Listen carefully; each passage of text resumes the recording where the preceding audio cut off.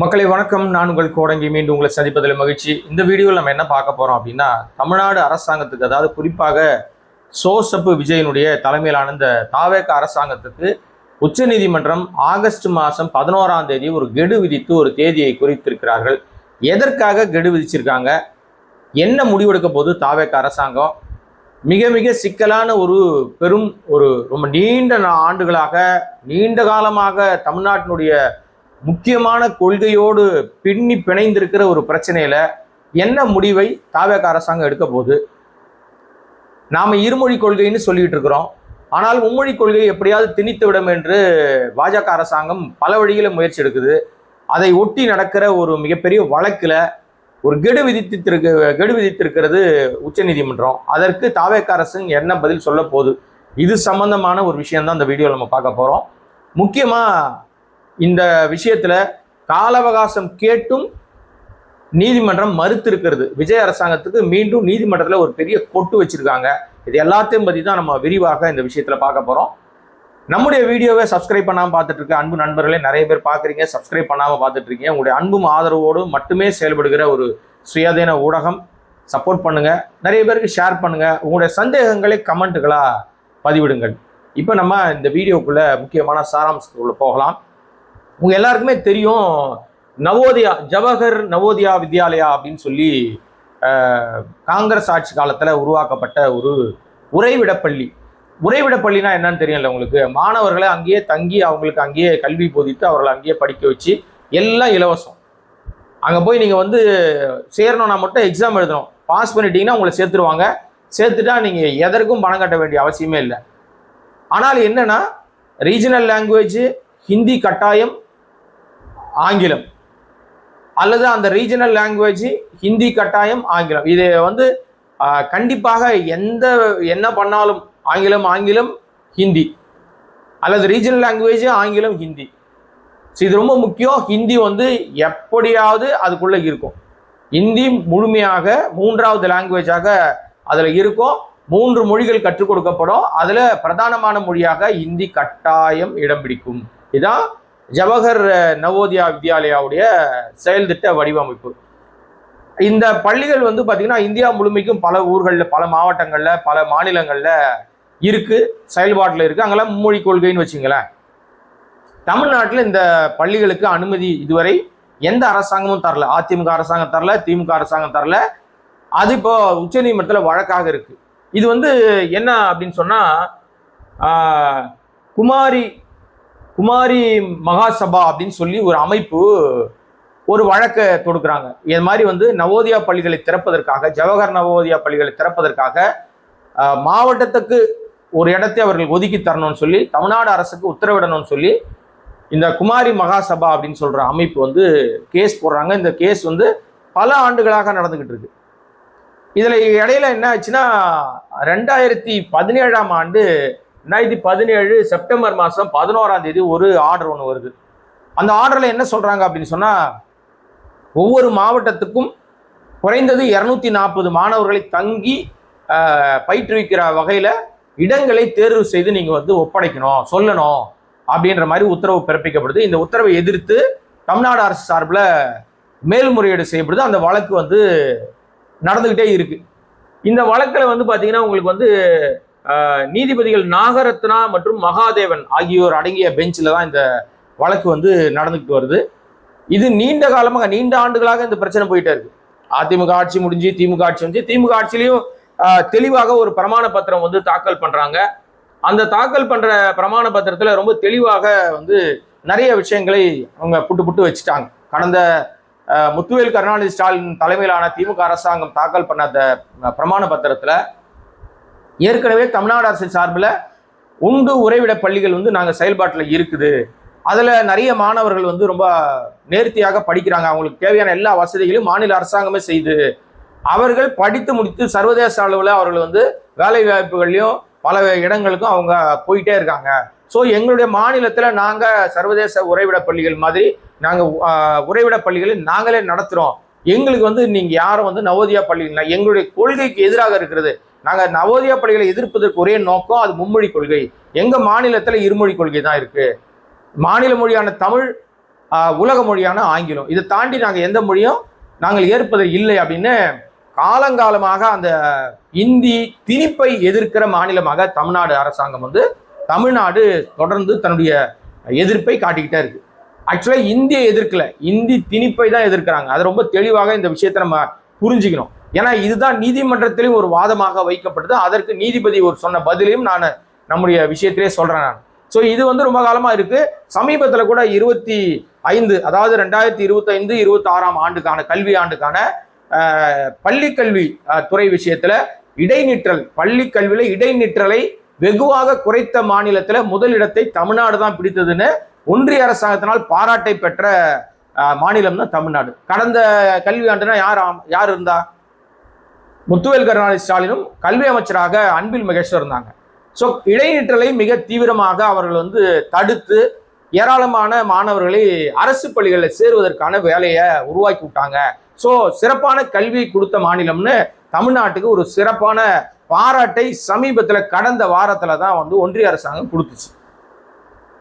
ஆக்சுவலாக இப்படி தமிழ்நாடு அரசாங்கத்துடைய அரசு பள்ளிகளுடைய மேம்பாட்டுக்காக முத்துவேல் கருணாநிதி ஸ்டாலின் திமுக அரசாங்கம் பல வழிகளில் முயற்சி எடுத்தாலும் இன்றைக்கு வந்திருக்கிற விஜய் தலைமையிலான விஜய் தலைமையிலான அரசாங்கம், தாவேக அரசாங்கம் தொடர்ச்சியாக அரசு பள்ளிகளை காத்துல பறக்க விட்டுட்டு தனியார் பள்ளிகளுக்கு பல சலுகைகளை கொடுத்து, சிபிஎஸ்இ பள்ளிகளுக்கு பல சலுகைகளை கொடுத்து அரசு பள்ளிகளை மூடிக்கிட்டே வருது.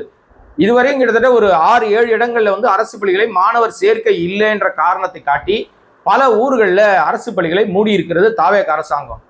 இதை குறித்து பேசுவதற்கு யாருமே இல்லை. நம்மை போன்றவர் பேசினாலும் அது வந்து போய் அவர்கள் காதல உழுதானும் தெரியல, செவடங்காதல சங்கூதன மாதிரி ஆயிப்போச்சு. ஆனாலும் பேச வேண்டிய கூட்டணி கட்சிகள் போய் அங்க தொங்கு சதைகளாக உட்கார்ந்துட்டு இருக்காங்க இல்லையா? யாரெல்லாம் தெரியுமா?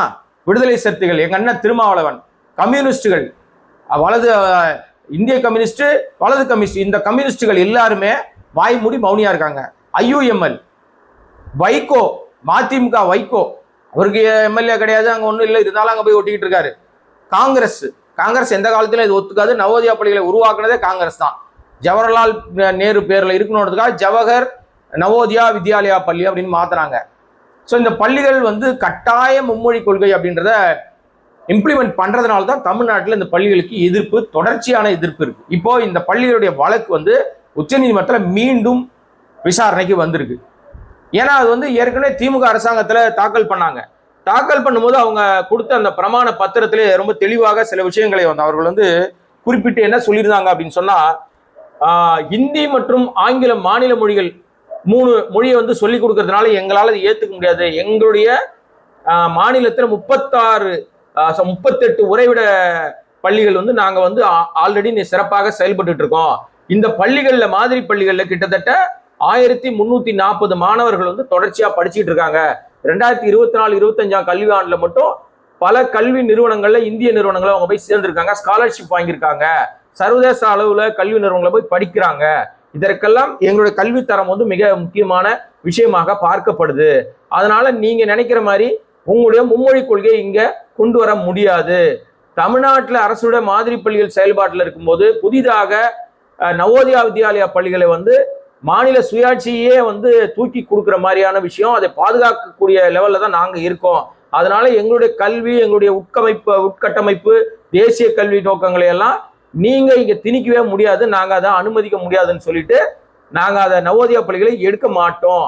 ஆல்ரெடி எங்களுக்கு நீங்க வழங்க வேண்டிய மாநில அரசு கல்விக்கு வழங்க வேண்டிய நிதியை மத்திய அரசு இது வரைக்கும் ஒன்றிய அரசு கொடுக்காம இருக்கு. தமிழ்நாட்டுக்கு மட்டும் கிட்டத்தட்ட 3548.22 கோடி ரூபாயை தராம நிப்பாட்டி வச்சிருக்கீங்க அப்படின்னு சொல்லி கடந்த திமுக அரசுல வந்து அந்த பிரமாண பத்திரத்துல அவங்க நீதிமன்றத்துல தாக்கல் பண்ணியிருக்கிறாங்க. நீங்க கல்வி நிதி கொடுக்கலன்னா கூட கட்டமைப்பு மற்ற விஷயங்களை நாங்களே அந்த விஷயங்கள்லாம் செய்ய வேண்டியதா இருக்கு. அதனால உடனடியாக ஒன்றிய அரசாங்கம் கல்வி நிதியை நீங்க எங்களுக்கு விடுவிச்சு தரணும்னு சொல்லி இந்த பிரமாண பத்திரத்துல ஆல்ரெடி அவங்க வந்து கடுமையான விஷயத்தை முன்வைத்தாங்க. ஆனால் எதுவுமே இது வரைக்கும் திமுக அரசாங்கமும் போயிடுச்சு. இப்போ தாவேக அரசாங்கம் புதுசா வந்துருச்சு. வந்த பிறகும் இவர்கள் இந்த வழக்கு இப்ப மறுபடியும் திருப்பியும் வந்திருக்கு. திருப்பி வந்த பிறகு இதே அமர்வுக்கு முன்னாடி இந்த வழக்கு விசாரணைக்கு வந்த பிறகு அரசு சார்பில், தமிழ்நாடு அரசு சார்பில் ஹரிப்பிரியா அப்படின்னு சொல்லி ஒரு வழக்கறிஞர், மூத்த வழக்கறிஞர், அவங்க தான் ஆஜராகி வாதாடுறாங்க. அவங்க வந்து இந்த வழக்குல நாங்க வந்து கால அவகாசம் வேணும், நாங்க வந்து எங்களுடைய கொள்கையை சொல்வதற்கு எங்களுக்கு கால அவகாசம் வேணும், எங்களுக்கு 12 வாரம் டைம் கொடுங்கன்னு கேட்குறாங்க. 12 வாரம் எங்களுக்கு டைம் கொடுங்கன்னு கேட்குறாங்க. ஆனால் நீதியரசர்கள் 12 வாரம்லாம் எதுக்கு 12 வாரம் கேட்குறீங்க, அதெல்லாம் அப்படிலாம் கொடுக்க முடியாது அப்படின்னு சொல்லி கடுமையாக அவங்க வந்து எதிர்ப்பு தெரிவிக்கிறாங்க. அதற்கு அந்த கடிதத்தை வந்து நீங்க வந்து ஒரு கடிதம் ஒன்று கொடுக்குறாங்க. அது என்ன கடிதம்னா, இந்த வழக்கையே 12 வாரத்துக்கு ஒத்தி வச்சு அப்புறமா டேட்டு போடுங்க அப்படின்னு சொல்லி ஒரு கடிதம். அந்த கடிதத்தை ஏற்க மறுக்கிறது அந்த அமர்வு. அவங்க கேட்குறாங்க 12 வாரம் ஏன் கேட்குறீங்க, இப்போ நீங்க வந்து புது அரசாங்கம் அமைஞ்சிருக்கீங்க, ஏற்கனவே இருந்த அரசாங்கம்னா ஆல்ரெடி நீங்க நிறைய விஷயம் பேசுறீங்கன்னு அதுல அர்த்தம் இருக்கு. புதிய அரசாங்கம் தானே, உங்களுடைய கொள்கை என்னன்னு நாங்க தெரிஞ்சுக்கணும். தாவேகா அரசாங்கத்தினுடைய நவோதயா பள்ளிகள் திறக்கிற விஷயத்துல தாவேகா அரசாங்கத்தில் சோசப்பு விஜயனுடைய அரசாங்கத்தினுடைய கொள்கை என்ன என்பதை நாங்கள் தெரிந்து கொள்ள வேண்டும். எங்களுக்கு தெளிவான விளக்கம் வேணும் உங்ககிட்ட இருந்து. தாவேகா அரசாங்கத்தினுடைய நிலைப்பாடு என்ன, கொள்கை நிலைப்பாடு என்னன்னு தெரிஞ்சுக்கணும்னு ரொம்ப அழகாக அந்த கேள்வி நம்ம நீதியரசர் நாகரத்னாவும் மகாதேவன் அவர்களும் வைக்கிறாங்க. ஆக்சுவலா இது வச்ச பிறகு என்ன பண்றாங்கன்னா, இவ முக்கியமான விஷயங்க, இந்த அந்த மகாசபை இருக்குல்ல, அந்த மகாசபை சார்பில் பிரியதர்ஷினி அப்படின்னு சொல்லிட்டு ஒரு வழக்கறிஞர் அவங்க தான் ஆஜராகி வந்து வாதாடுறாங்க. அவங்க வந்து என்ன சொல்றாங்கன்னா, வந்து ஆல்ரெடி தமிழ்நாட்டில் வந்து இவங்க நவோதயா பள்ளிகளை மட்டும்தாங்க எதிர்க்கிறாங்க, மும்மொழி கொள்கைன்ற விஷயத்த 3 மொழிகள் பயிற்றுவிக்கிற சிபிஎஸ்இ பாடத்திட்டத்தின்படி அங்கே நடக்கிற ஸ்கூல் எல்லாம் அலோவ் பண்றாங்க, நவோதயா பள்ளிகளை மட்டும் இவங்க எதிர்க்கிறதுக்கான நோக்கம் என்ன, ஆல்ரெடி கிட்டத்தட்ட 1000க்கும் மேற்பட்ட சிபிஎஸ்இ பள்ளிகள் வந்து அங்கே இருக்கு, கண்டிப்பாக நிறைய கல்வி நிலையங்களில் இந்தி சொல்லிக் கொடுக்கப்படுது, இவர்கள் ஏதோ அரசியல் நோக்கத்துக்காக இந்த நவோதயா பள்ளிகளை மட்டும் இவங்க எதிர்க்கிறாங்க அப்படின்னு சொல்லி சொன்ன உடனே, இந்தியக்காக மட்டுமே இவர்கள் எதிர்க்கிறார்கள் என்று சொன்ன உடனே நீதியரசர் மகாதேவன் அவர் இந்த அமர்வுல அவர் ஒரு நாகரத்னா அவர்களும் மகாதேவன் அவர்களும் அடங்கிய அமர்வு தான் இந்த வழக்கை விசாரிக்குது. மகாதேவன் ஆல்ரெடி அவர் வந்து கொஞ்சம் தமிழ் பற்றாளர், அவர் நிறைய தமிழ் வந்து நிறைய விஷயங்கள் வந்து ரொம்ப அழகாக பேசக்கூடியவர். அவர் வந்து உடனே உள்ள குறுக்கிட்டு வந்தா, பிரியதர்ஷினி அவர்கள் பேசின பேச்சுக்கு உடனே குறுக்கிட்டு, அது எப்படி நீங்க சொல்லுவீங்க, ஹிந்தி திணிப்பு அப்படின்ற விஷயத்தை சொல்லாதீங்க, யாரும் இந்திய வந்து திணிக்கல, இந்திய எதிர்க்கல, இங்க யாரும் தமிழ்நாட்டுல இந்தியை எதிர்க்கல, ஹிந்தி திணிப்பை தான் எதிர்க்கிறார்கள். நல்லா புரிஞ்சுங்க மக்களே, இத நான் சொல்லல, அங்க நீதியரசரா இருந்த மகாதேவன் அவர்கள் சொன்ன வார்த்தை என்னன்னா, தமிழ்நாட்டுல இந்தியை எதிர்க்கல, ஹிந்தி திணிப்பை தான் எதிர்க்கிறார்கள் என்ற அழகான புரிதலோடு அந்த வார்த்தையை அவர் பயன்படுத்தியிருக்காரு. இதுதான் உண்மையும் கூட. தமிழ்நாட்டுல யாரும் இந்தி எதிர்க்கலங்க. தமிழ்நாடு வந்தாரை வாழ வைக்கிற மாநிலம். எந்த மொழியிலிருந்து யார் வேணா வரலாம், யார் வேணா அவங்களுடைய திறமையை காட்டலாம், நல்லா செல்வ செழிப்பாக வாழலாம். வந்தாரை வாழ வச்சுட்டு இங்க இருக்கிற தமிழை அவங்ககிட்ட அடிமையா வேலை செய்யறான், காலகாலமா நடந்துகிட்டு இருக்கிற விஷயம் தான். இப்போ ஹிந்தி என்கிற ஒரு மாநிலம், ஹிந்தி என்கிற அந்த மொழி எந்த மாநிலத்துக்குள்ளெல்லாம் நுழையுதோ அந்த மாநில மொழிகளை கொஞ்சம் கொஞ்சமாக அழித்து ஒழித்து மாநில மொழியை காலி பண்ணிட்டு இந்தி அங்க ஆளுமை செலுத்துகிறது. இதற்கு உதாரணமாக எத்தனையோ மாநிலங்களை, வடகிழக்கு மாநிலங்களை சொல்ல முடியும். நம்ம வட மாநிலங்கள்ல இந்திக்குன்னு மாநிலமே கிடையாதுங்க. இந்தியாவில் இந்திக்குன்னு தனியாக மாநிலம் இல்லை. இந்தி பேசுகிற மாநிலங்கள்னு இவங்க அள்ளி விடுற கதையெல்லாம் அந்த மாநிலங்கள்ல ஏற்கனவே மாநில மொழிகள்னு ஒன்று உண்டு. மகாராஷ்டிரால மராட்டிய மொழி உண்டு, ஒரிசால ஒரிய மொழி உண்டு, குஜராத்தில் இன்னொரு ஒரு மொழி உண்டு, உத்தரப்பிரதேசல ஒரு மொழி உண்டு. எங்கேயும் இந்திக்குன்னு தனி மாநிலம். இப்ப தமிழ்நாடு ஆனா தமிழ் மொழி, ஆந்திரானா தெலுங்கு மொழி, கேரளானா மலையாள மொழி, கர்நாடகத்தில் கன்னட மொழி, மகாராஷ்டிரால மராட்டிய மொழி, அஸ்ஸாம்ல அஸ்ஸாமி மொழி. எல்லா மாநிலங்கள்லயுமே அந்தந்த மாநிலத்துக்குன்னு ஒரு மொழி இருக்குது. அந்த மொழியை கொஞ்சம் கொஞ்சமாக சிதைத்து அழித்து ஒண்ணுமில்லாம ஆக்கி நாசம் பண்ணிட்டு இந்தி போய் அங்க உட்கார்ந்துக்கிட்டு ஆட்சி பண்ணிக்கிட்டு இருக்கு, அமக்கலம் பண்ணிக்கிட்டு இருக்கு. இந்த திணிப்பை தான் தமிழ்நாட்டில் தொடர்கதையாக எதிர்த்து கொண்டு இருக்கிறார்கள். 67 நடந்த இந்தி எதிர்ப்பு போராட்டம் வந்து கடுமையான போராட்டம். அதனால ஆட்சி மாற்றமே நடந்துச்சு. அன்றைக்குதான் திராவிட முன்னேற்ற கழகம் தன்னுடைய ஆட்சி அதிகாரத்தை தமிழ்நாட்டு மண்ணுக்குள்ள கால் வைக்குது. அதுக்கு முக்கிய காரணம் இந்தி திணிப்பு தான். இந்தி திணிப்பை எதிர்த்ததுனாலதான் திராவிட முன்னேற்ற கழகம் இன்னைக்கு வரைக்கும் அந்த இந்தி எதிர்ப்பை கையில் எடுத்துக்கிட்டு வீரியம் குறையாம அந்த தீ நெருப்பு வந்து அணையாம அதை கனன்று கொண்டிருக்கிற விஷயத்த செஞ்சுக்கிட்டே இருக்கிறாங்க. இதைத்தான் நீதியரசர் மகாதேவன் அங்க சொல்றாரு.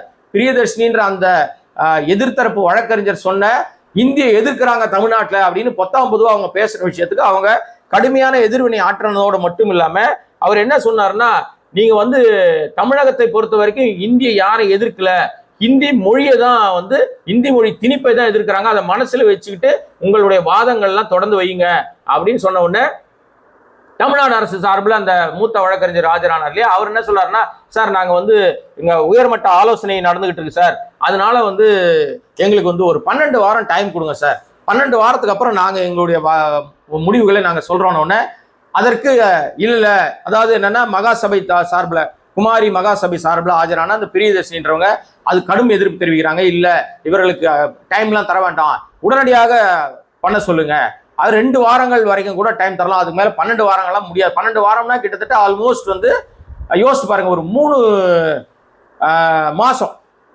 மாசம் அப்படி போயிடும் இல்லையா, தாண்டி ரொம்ப நாள் தாண்டிடும். அதை ஒத்துக்க முடியாதுன்னு சொல்லி அவங்க கடுமையா வாதிடுறாங்க. வாதிட்ட உடனே வந்து சரி அதுவும் கரெக்டு தான், 12 வாரம்லாம் தர முடியாது. இன்னொரு விஷயம் வந்து 3வது மொழினா எப்பவுமே பிரச்சனையாவே இருக்கு. உங்களுக்கு தமிழ்நாட்டை பொறுத்த வரைக்கும் 3வது மொழினா பிரச்சனையாவே இருக்கு. அதனால நீங்க வந்து கேட்குற மாதிரி 12 வாரம்லாம் தர முடியாது.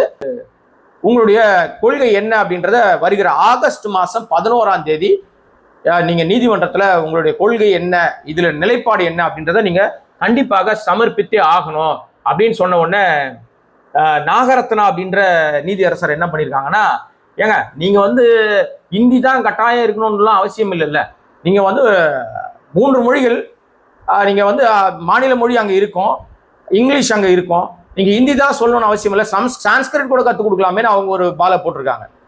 ஆக்சுவலா மும்மொழி கொள்கை, ஒன்று மாநில மொழி, இன்னொன்று உலகம் முழுக்க பேசப்படுகிற ஆங்கில மொழி, இன்னொன்று வந்து ஹிந்தி. ஹிந்தியை தான் நவோதயா பள்ளிகள் ப்ரெஃபர் பண்ணோம். ஆனால் நீதிபதி நாகரத்னா அவர்கள் என்ன சொல்றாங்கன்னா, நீங்க சான்ஸ்கிரிட் கூட சொல்லி கொடுக்கலாமே அப்படின்னு ஒரு விஷயத்தை அவங்க சொல்லியிருக்கிறாங்க, ஒரு கருத்தை சொல்லியிருக்கிறாங்க. ஆனா இது வந்து இந்தி, இது உடனே தமிழ்நாடு அரசின் சார்பில் அது வாதாடின அந்த வழக்கறிஞர் என்ன சொன்னாங்கன்னா, சார் இது வந்து இந்தி மொழியை திணிக்கிற விஷயமா, இந்தி மொழி பேசுகிற விஷயமாலாம் இல்லை சார், இது வந்து நவோதயா பள்ளிகளை திறக்கிற விஷயம், அது வந்து வேணுமா வேணாமான்றதை வச்சுதான் எங்களுக்கு காலக்கெடுக்காக தான் நாங்கள் டைம் கேட்குறோம், அதனால மொழி விஷயங்கள் தயவுசெய்து இதுக்குள்ள வர வேண்டாம் அப்படின்னு உடனே ஓகே ரைட், நீங்க அது கரெக்ட் தான், ஆனா 12 வாரம்லாம் தர முடியாது, 3 வாரங்கள் உங்களுக்கு கால அவகாசம் வந்து தரோம். ஆகஸ்ட் மாதம் 11ஆம் தேதி நீங்க வந்து 11ஆம் தேதிக்குள்ள தாக்கல் பண்ணணும் உங்களுடைய நிலைப்பாடு அப்படின்னு சொல்லி மிக தெளிவாக சொல்லிட்டாங்க. இப்போது இந்த விஷயத்துல தமிழ்நாடு அரசினுடைய முதலமைச்சராக இருக்கிற சப்பு விஜய் என்ன முடிவெடுக்க போறார்? இந்தி மொழிக்கு எதிராக இந்தி மொழியை கொண்டு வந்து திணிக்கிற விஷயத்துல நவோதயா பள்ளிகள் மட்டும் செயல்படல, சிபிஎஸ்சிலே வந்துருச்சு. அது நீங்க பிரைவேட் பள்ளிகள்லாம் தொடங்கி அதுக்கு சிபிஎஸ்சிக்கு பல சலுகைகளை வந்து நம்முடைய முதலமைச்சராக இருக்கிற சப்பு விஜய் கொடுத்துக்கிட்டு இருக்காருன்னா அதுக்கு என்ன காரணம்னா, சத்தம் இல்லாம ஒரு பக்கம் இந்தி மொழியை உள்ள கொண்டு வந்து விட்டுக்கிட்டே இருக்காரு. நேரடியாவே அவங்க வந்து நாங்க நவோதயா பள்ளி திறக்கிறோம், எங்களுக்கு வந்து கேளுங்க. இப்ப நீதியரசர் சொல்லும் போது இன்னொரு விஷயத்தையும் குறிப்பிட்டு சொன்னாங்க, ஏங்க உங்களுக்கு உடனே புது ஸ்கூலா கட்ட சொல்றோம், புது பள்ளிகளை கட்ட சொல்லி உங்களுக்கு உத்தரவு போடலையே, நாங்க பள்ளிகள் எங்க அமைக்கலாம்னு மாவட்டத்துக்கு ஒரு இடத்த நீங்க செலக்ட் பண்ணி தானே கொடுக்க சொல்றோம், அதுல என்ன உங்களுக்கு பிரச்சனை? சரி அதெல்லாம் தெரியாது எனக்கு, ஆகஸ்ட் 11ஆம் தேதிக்குள்ள உங்களோட நிலைப்பாட்டை சொல்லுங்கன்ட்டாங்க. ஆகஸ்ட் 11 தமிழ்நாடு அரசுக்கு தலைக்கு மேல ஒரு கத்தி ஒன்று தொங்கிட்டு இருக்கு. இங்க வந்து நீங்க ஒத்துக்கிட்டாலும் தமிழ்நாட்டில் அரசியல் பண்ண முடியாது. தமிழ்நாட்டில் நீங்க மக்கள்கிட்ட போய் நிக்கணும்னா இந்தியை எதிர்க்கிற நானு, இந்தி திணிப்பை எதிர்க்கிறேன்னு சொன்னாதான் மக்கள் உங்களை மதிப்பாங்க. இதுக்கு மேல அந்த விசிலடிச்சாங்க குஞ்சுகள் வந்து ஏதோ கண்ணை மூடிட்டு ஓட்டு போட்ட மாதிரிலாம் இனிமே விஜய்க்கு ஓட்டு கிடைக்காது. சப்பு விஜய்க்கு இனிமே அப்படிலாம் ஓட்டு கிடைக்காது.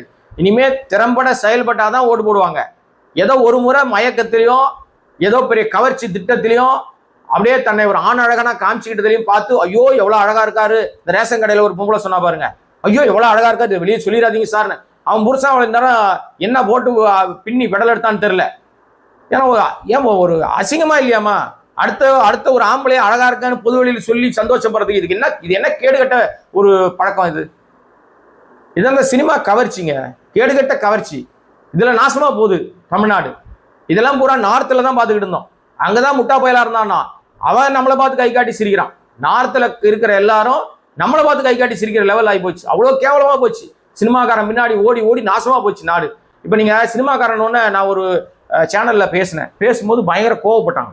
யாருன்னா புகழேந்தின்னு ஒருத்தர் பயங்கரமா சினிமாக்காரர் எப்படி எம்ஜிஆர் சினிமாக்காரர். எம்ஜிஆர் சினிமாக்காரா இருந்தா கூட அரசியலோடு கலந்திருந்தார்.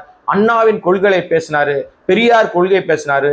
அண்ணாவை பத்தி பேசி திமுக கொள்கைகளை வளர்த்து அதன் மூலமாக சினிமாக்குள்ள நடிச்சு நல்ல கருத்துக்களை சொல்லி மக்கள்கிட்ட வந்து பேர் வாங்கி ஜெயிச்சு வந்தார்.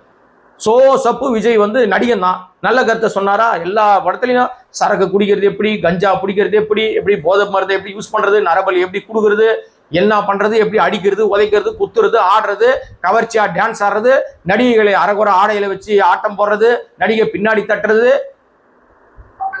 சிறார்களை எப்படி சிறையிலிருந்து தப்பிக்க வைக்கிறது, இந்த எல்லா கன்றாவையும் சொல்லி கொடுத்தது சப்பு விஜயோட 69 படங்கள். இப்போ வரப்போற 70வது படத்துல இந்த 7.5 தான் இருக்கு. ஒரு நல்ல படம் கூட கிடையாது. இதை சொன்ன உடனே அவளுக்கு கோவம் வருது. நடிகன் கவர்ச்சியால் மட்டும் எம்ஜிஆர் ஆட்சியை பிடிக்கல, அவருடைய நன்மதிப்பாலும் நல்ல செயல்களாலும் ஆட்சியை பிடிச்சார். அந்த அடிப்படை அறிவு கூட தெரியாம புகழேந்தி இவ்வளவு காலம் எம்ஜிஆர் விசுவாசின்னு சொல்லி தெரிஞ்சார் போல இருக்கு. சரி விடுங்க, நம்ம அவரை பத்தி எதுக்கு இதுல போய் பேசுவானே. எனிவே மக்களே, இன்றைக்கு உச்சநீதிமன்றம் தாவேக அரசுக்கு மீண்டும் ஒரு செக் வச்சிருக்காங்க. ஆகஸ்ட் 11ஆம் தேதி அந்த வைக்கப்பட்ட கெடு நாள் அன்னைக்கு இவங்க என்ன சொல்றாங்க, தமிழ்நாட்டினுடைய உரிமையை நிலை நாட்டுகிறார்களா, தமிழ்நாட்டு உரிமையை காவு கொடுக்குறாங்களா சப்பு விஜய் தலைமையிலான அரசாங்கம் என்பது பார்க்கப்படுகிற நாளாக இருக்கு.